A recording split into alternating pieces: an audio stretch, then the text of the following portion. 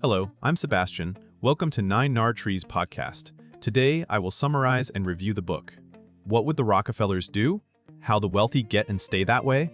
And How You Can Too, by Garrett B. Gunderson, positions itself as a practical guide to building durable wealth by studying the habits and decision frameworks often associated with legacy-rich families.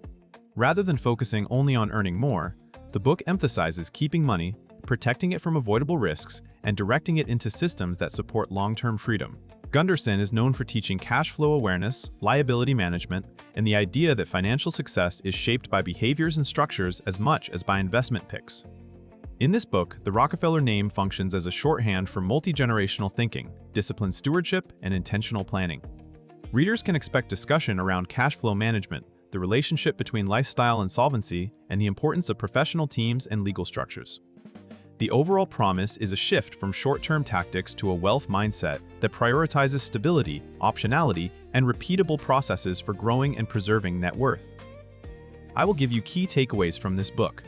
Firstly, from income to enduring wealth, shifting the target, a central theme in the book is the distinction between making money and building wealth that lasts. Many people chase higher income, yet remain financially fragile because their spending expands with earnings and their plans depend on continued work.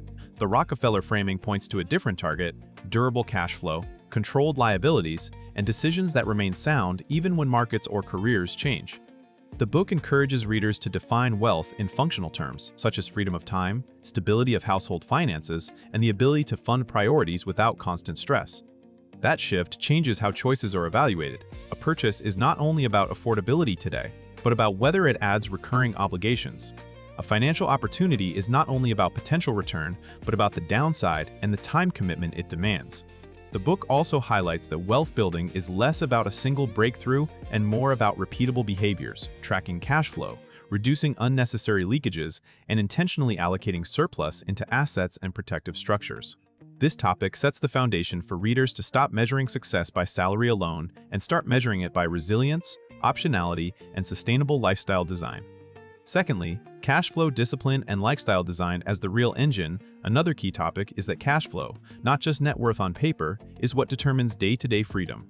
The book underscores how wealthy families often treat cash flow management as a core operating system, understanding what comes in, what goes out, and what obligations could become dangerous in a downturn.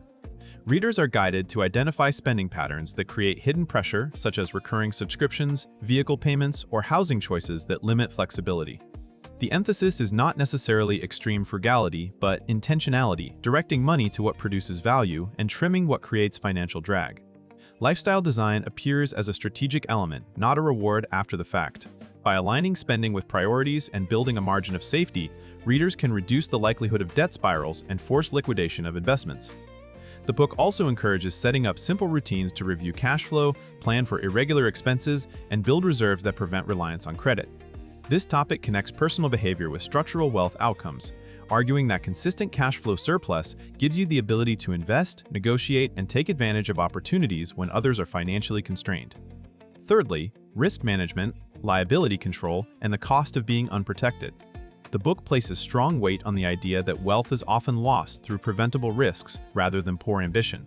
In that sense, getting rich and staying rich requires an ongoing practice of protection, guarding against lawsuits, major medical events, business disruptions, and overconcentration in a single asset or income stream.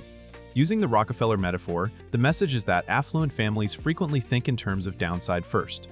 They look for ways to separate personal assets from business liabilities, insure appropriately, and avoid arrangements where one mistake can cascade into financial ruin. The book encourages readers to view protection not as pessimism, but as a tool that preserves the ability to keep compounding over time. It also draws attention to how common financial advice can overlook real-world hazards, such as signing personal guarantees, taking on too much leverage, or mixing personal and business finances without clear boundaries. This topic pushes readers to inventory their current exposures and consider how a more defensive posture can actually increase confidence, allowing them to pursue growth while reducing the odds of catastrophic setbacks that erase years of progress. Fourthly, owning assets and building systems that compound. A practical focus of the book is building or acquiring assets that generate ongoing value, rather than relying solely on labor income.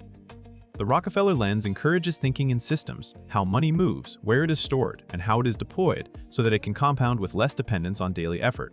This includes prioritizing assets that produce cash flow or long-term appreciation and avoiding consumer purchases that behave like liabilities. The book frames wealth as an outcome of structure, accounts, policies, entities, and routines that make smart actions easier to repeat. Readers are nudged to evaluate opportunities based on alignment with their goals, risk tolerance, and time horizon, rather than chasing trends or trying to time markets. Another aspect is the distinction between speculation and principled investing. Even when returns appear attractive, the book cautions against deals that are complex, opaque, or dependent on perfect conditions. The broader message is to build a personal wealth machine that keeps operating through different seasons of life. By focusing on assets, systems, and compounding habits, readers can aim for progress that continues even when they change careers, face volatility, or simply want more time back. Lastly, the power of a financial team and a multi-generational mindset. The book highlights that sophisticated wealth is rarely a solo project. A Rockefeller-style approach often involves assembling a team of trusted professionals who can help with tax strategy, legal structure, insurance planning, and investment oversight. The goal is not to outsource responsibility, but to avoid blind spots and costly mistakes that occur when people rely on generic advice or internet shortcuts. This topic also introduces multi-generational thinking as a discipline, making decisions that protect future options, reduce friction for heirs, and create clarity around values and purpose. Even readers who are not building a family dynasty can benefit from this mindset by designing financial plans that remain stable across decades and life transitions. The book encourages readers to treat wealth as stewardship, with clear rules for spending, saving, and giving. It also points to the importance of education, understanding basics well enough to ask good questions and evaluate advisors. By combining a capable team with long-term thinking, readers can create structures that reduce taxes and risk, improve decision quality, and turn financial planning into an ongoing process rather than a one-time event. In conclusion, this book is best suited for readers who want more than motivational wealth talk and are ready to examine the mechanics of staying financially strong over time. Entrepreneurs, high earners, and professionals who feel that their income is high but their financial security is low will likely relate to its emphasis on cash flow, liability control, and long-term structure. It can also help early career readers who want to avoid common traps, such as lifestyle inflation and unmanaged debt, by adopting a more deliberate framework before complexity sets in. The benefit to a reader's life comes from shifting the focus away from chasing the next big opportunity and toward building a system that protects progress. By prioritizing resilience, margin, and repeatable habits, the reader can reduce stress, make clearer decisions, and create more time freedom. The Rockefeller framing reinforces that wealth is not only about returns, but about rules, boundaries, and protection that allow compounding to work. Compared with similar personal finance books that center on budgeting alone or investing alone, this one stands out for treating wealth as an integrated strategy. It ties behavior, risk management, and structural planning together, making it a worthwhile purchase for readers who want a more complete blueprint for getting and staying wealthy. If you would like to support Garrett B. Gunderson, you can buy the book through the Amazon link I've provided in the podcast description. After reading the book, please let me know what you think and share your thoughts. See you around.